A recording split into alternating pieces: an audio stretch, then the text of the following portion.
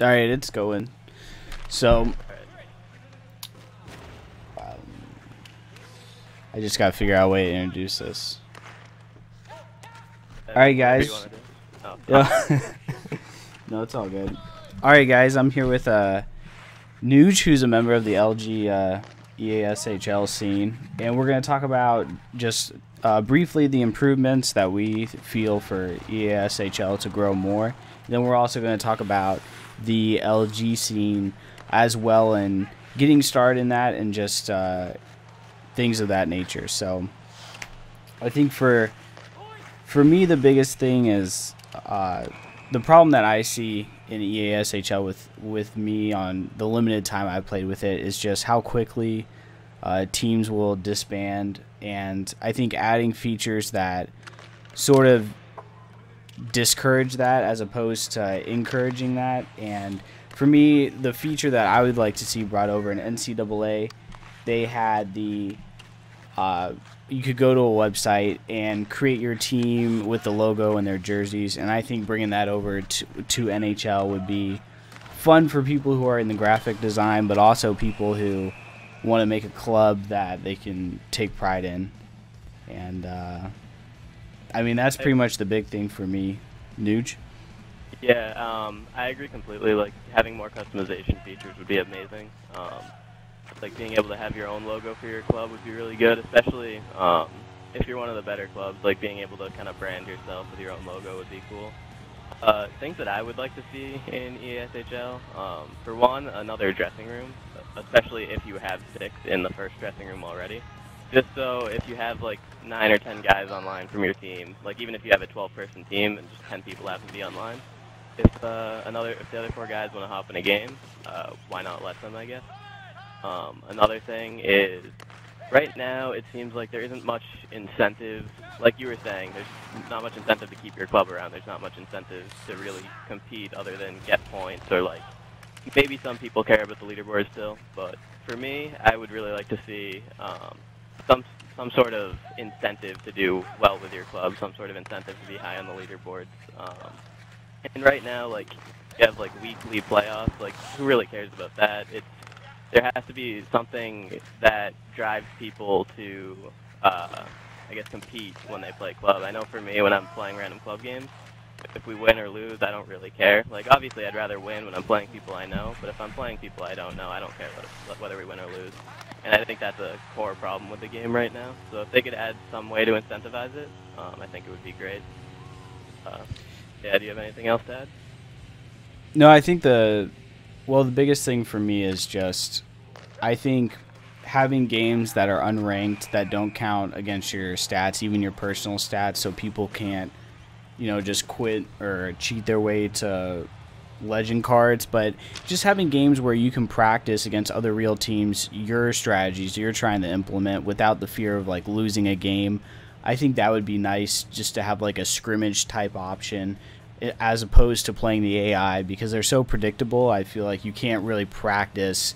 If you want to try a more dump and chase style, you can't really practice that against the AI compared to sixes. I feel like it's just a totally different experience. So I would like to see a scrimmage option or something to that nature.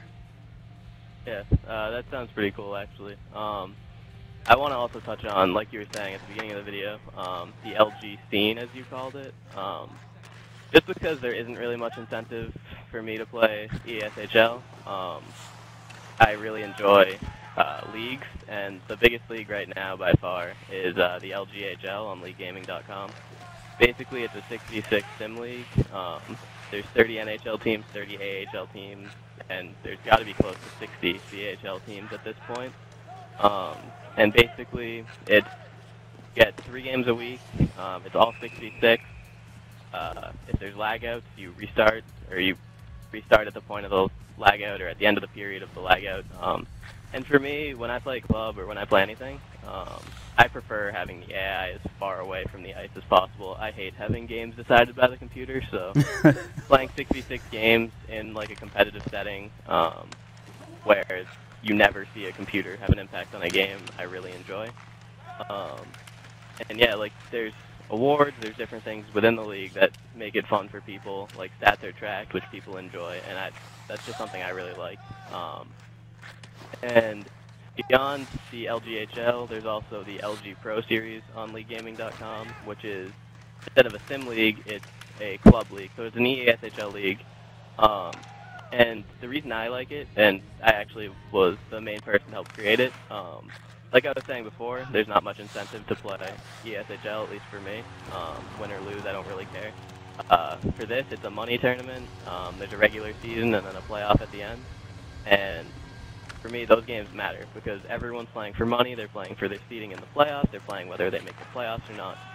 And then when you get to the playoffs, obviously the games mean even that much more. And for me, if I want to play competitively, the only way to really make games matter is, one, put money on the line, or two, somehow put pride on the line. And it's a video game, so it's really hard to get pride to matter. The only time I really see that happening is in Can-Am, which is a whole other animal that I could talk about for a long time. But basically, that's just U.S. versus Canada, the best players versus best players. But yeah, like there's really not much way to incentivize it other than putting money on the line, and that's why I really like the Pro Series. How much money is how much money for each team, or is it per person, or how does that? It's $100 per team, and you can have a 10-man roster, so it ends up being about $10 per person. Obviously, you can have less people if you want, but it's still $100 per team. And then at the end of the tournament, like first place ends up getting like over 50% of what's put in. Second place gets a decent portion. Third place gets a decent portion. And depending on how many teams, fourth place might also get a portion. And just, in my opinion, just having the money on the line when you're playing competitively just adds a whole other element to it. Like you see a lot better defense, you see a lot more, I guess, real hockey type plays because people are trying to keep the game close. They don't want to make that mistake, don't want to make that turnover. That's really what I enjoy about it. Do you think, I know this is a little bit off topic, but do you think with the next gen consoles, just having the ability to stream in the console, I think for both systems, no Elgato is necessary. Do you think that will make it more easier to stream and more, I don't know, accessible, but just having the ability to stream in console as opposed to having Elgato, do you think that would be a bright thing, or what are your thoughts on that? For me, if you want to stream a lot, it's still better to have a capture card.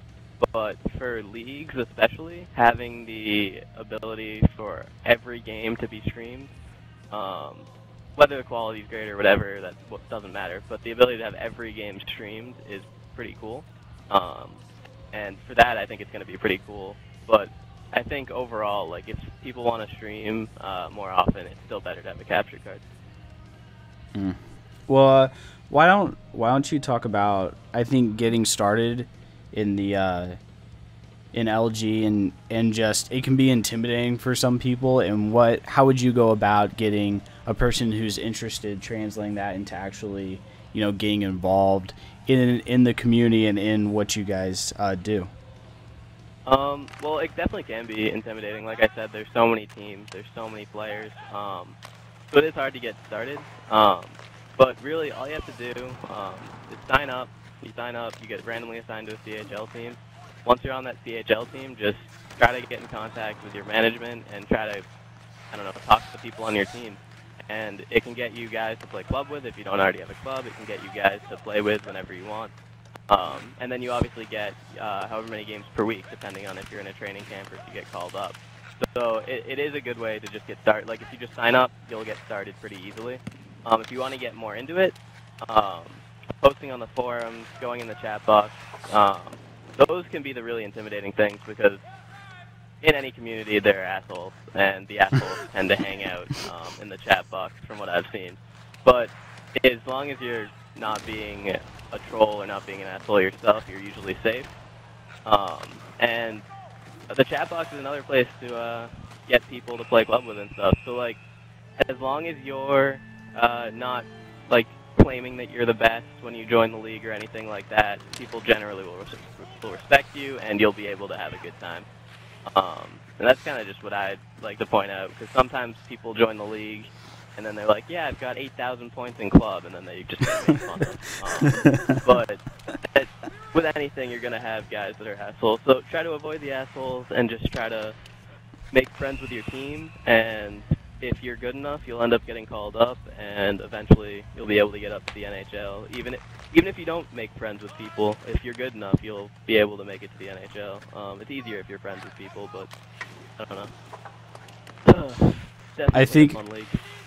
yeah, I mean, I've gone into the streams, and I'm not, I'm not playing LG, but it seems like, the people that I've sort of interacted with, they're pretty cool, and I think if you act decently, you'll get treated decently in return. I mean, regardless of whatever you do in life, I think, if you don't go in there, like you said, saying you have like 8,000 points and you run clubs out the rink, then I think you're pretty much safe.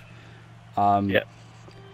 The last thing I wanted to ask you for LG, and this is a very broad question, but I think that there's such a difference in style between even playing 2s and 3s compared to 6s.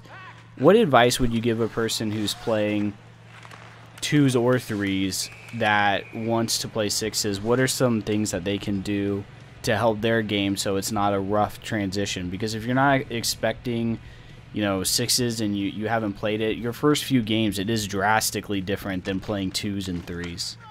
Yeah, I guess the simplest terms I can say is just do less. In 2s and 3s, obviously, you're doing it all yourself. You don't use the AI much, and from what I've seen, people don't even pass to their teammates much except for forcing a cross crease.